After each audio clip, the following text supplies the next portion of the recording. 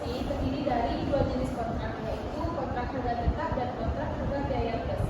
Kontrak harga tetap adalah kontrak konstruksi di mana kontraktor telah menyepakati baik kontrak yang ditentukan atau tarif tetap yang telah ditentukan. Sedangkan kontrak biaya plus adalah kontrak konstruksi yang menyepakati bahwa kontraktor mendapat pergantian untuk biaya-biaya yang telah diizinkan atau ditentukan. Yang pertama yaitu penentuan nilai pendapatan kontrak. Contohnya, suatu kontrak memuat klausul tentang eksplorasi biaya atau penyesuaian biaya. Untuk menyesuaikan harga kontrak terhadap tingkat inflasi yang diumumkan pemerintah, nilai kontraknya sebesar 200 miliar dan tingkat inflasinya yaitu 7%. Tentukan jumlah kenaikan atau penurunan pendapatan kontrak pada periode tersebut. Peningkatan inflasinya 7%, maka 200 miliar dikali 7% itu mendapatkan hasil sebesar 140 juta. Sehingga pendapatan kontrak naik sebesar 140 juta. Terkadang suatu kontrak konstruksi memuat penalti karena keterlambatannya penyelesaian pekerjaan oleh kontraktor.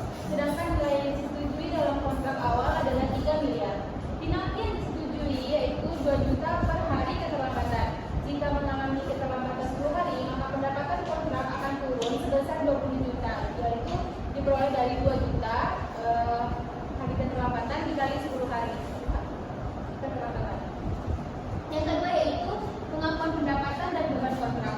Pengakuan pendapatan dan beban kontrak dibedakan menjadi dua metode. Yang pertama yaitu metode persentase penyelesaian dan yang kedua metode biaya tertuliskan. Yang A, perhitungan persentase penyelesaian. Persentase penyelesaian akumulasi biaya yang terjadi sampai akhir periode dibagi estimasi total biaya yang paling berakhir. Ketika persentase tersebut akan menjadi dasar perhitungan pendapatan atau laba, sehingga perhitungan tersebut berubah menjadi akumulasi pendapatan atau laba yang diakui sampai akhir periode sama dengan persentase penyelesaian dikali estimasi total pendapatan atau laba. Beda dengan ketika kita ingin mengukur pendapatan, maka kita menggunakan perhitung pendapatan periode berjalan atau laba, akumulasi pendapatan atau laba yang diakui sampai akhir periode dikurang estimasi total pendapatan atau laba yang sudah diakui sampai akhir periode sebelumnya. Contoh perhitungan dengan cost to cost basis. PT Buana Karya merupakan kontraktor yang berspesialisasi dalam pembangunan jalan saat ini, mempunyai kontrak untuk membangun jalan sendiri sebesar 18 miliar. Estimasi biaya kontrak adalah 16 miliar. Periode pekerjaan memakan waktu selama 3 tahun, dan pada akhir tahun kedua estimasi biaya kontrak meningkat dari 16 miliar menjadi 16 miliar 200 juta. Kita bisa menyelesaikan dengan melakukan perhitungan penyelesaian pekerjaan konstruksi. Pada tabel 17.2 itu adalah data-data dari PT Buana Karya, dan perhitungan penyelesaian pekerjaan konstruksi yaitu harga kontrak dikurangi dengan estimasi biaya total biaya kontrak yaitu 18 juta dikurangi 16 juta dan estimasi laba pekerja yaitu 2 juta dan begitu pada tahun kedua dan ketiga. Persentase penyelesaian 25% didapat dari 16 juta dibagi 4 juta. Untuk mencatat jumlah tersebut kita bisa melihat yang pertama yaitu untuk mencatat biaya konstruksi. Perjalanan dalam proses itu pada debit di tahun pertamanya, materi kas dan utang lainnya 4 juta pada tahun pertama di kredit. Begitu pada tahun kedua dan ketiga. Dan yang kedua yaitu untuk mencatat tagihan termin, piutang usaha pada debit, termin pada kredit 3.600 pada debit, 3.600 pada kredit. Begitu pada tahun kedua dan ketiga. Untuk mencatat penerimaan tagihan, kas biaya itu 3 juta di debit, piutang usahanya 3 juta pada kredit. Pada contoh ini, perusahaan menggunakan basis proporsi biaya dalam mengukur persentase penyelesaian pekerjaan yang digunakan untuk menentukan jumlah pendapatan dan laba yang diakui. Estimasi pendapatan, beban, dan laba diakui oleh PT Buana Karya adalah seperti pada tabel 17.4, yaitu pada tahun pertama pendapatannya 18 juta dikali 25% dan mendapatkan hasil 4.500.000. Bebannya yaitu 4 juta. Laba total 500.000. Diakui di periode berlalu masih kosong karena pada tahun pertama tidak ada, dan diakui di periode berjalan yaitu 4.500.000 dan 4 juta.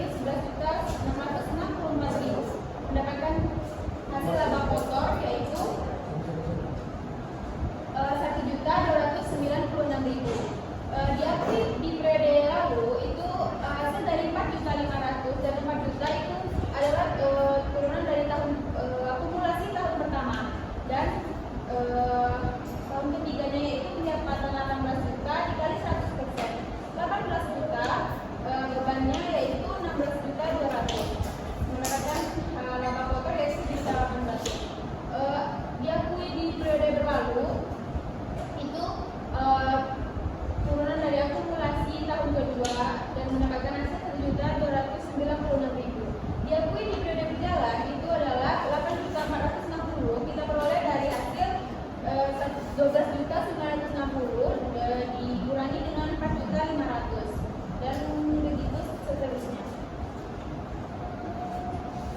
Dari tabel di atas terdapat dua jurnal, yaitu untuk mengakui pendapatan laba kotor pada tahun pertama yaitu laba kotornya 500.000, tahun kedua 796.000, tahun ketiga yaitu 504.000.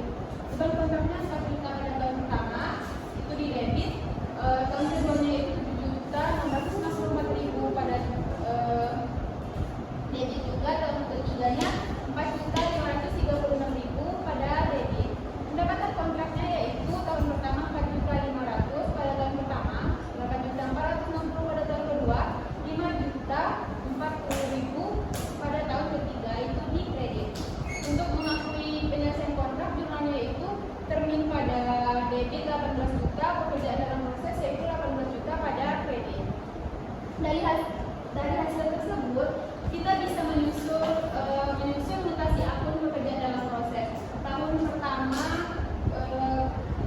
kedua ketiga itu dari slide sebelumnya dan diperoleh hasil 18 juta. Dan di sebelahnya yaitu ada akhir tahun ketiga untuk proyek 18 juta dan totalnya juga 18 juta.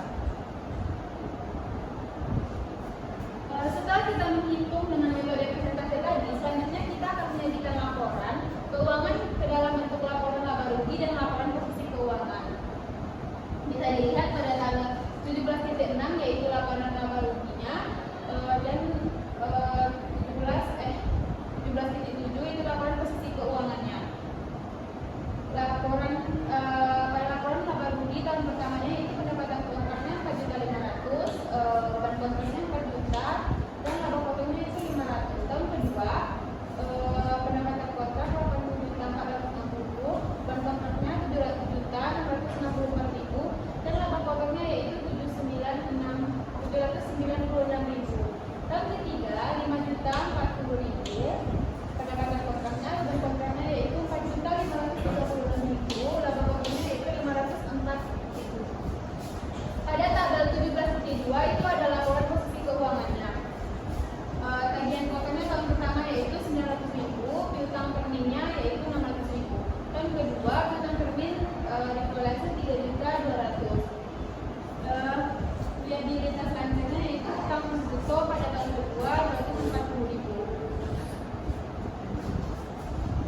Pada pencatatan di atas laporan keuangan, perusahaan tersebut mengungkapkan hal-hal sebagai berikut.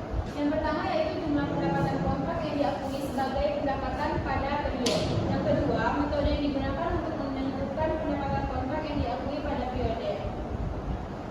3. Metode yang digunakan untuk menentukan tahap penyelesaian kontrak. Contoh selanjutnya yaitu ada PT Anggaraon membangun jembatan untuk pelanggannya di tahun kedua. Estimasi biaya penyelesaian kontrak sebesar 3.250 juta. Itu direvisi dan biaya yang terjadi pada tahun kedua yaitu 2 miliar. Nilai kontrak adalah 5.500.000 juta. Data tahun pertama sebagai berikut bisa dilihat. Persentase penyelesaian tahun kedua yaitu 57,14%. Didapat dari 2 miliar ditambah 1 miliar. Atau salah. Berarti ini salah dilaksanakan. Ini kan masih data kan? Data kan? Ini baru apa ya kan penyelesaian? Berarti apa tuh? Dibagi. Ini ditambah terus dibagi. Persentase penyelesaian tahun kedua yaitu 57,14%. Didapat dari 2 miliar ditambah 1 miliar dibagi 5.250 juta. Pendapatan yang dapat diakui sampai tahun kedua adalah 57,14% dari 5 miliar 500 juta atau sebesar 3 miliar 142 juta 587.000. Pendapatan diakui pada tahun kedua sebesar 1 miliar 767 juta 587.000 diperoleh dari 3 miliar 142.587.000 dikurangi dengan pendapatan yang sudah diakui pada tahun pertama yaitu 1.375.000.000.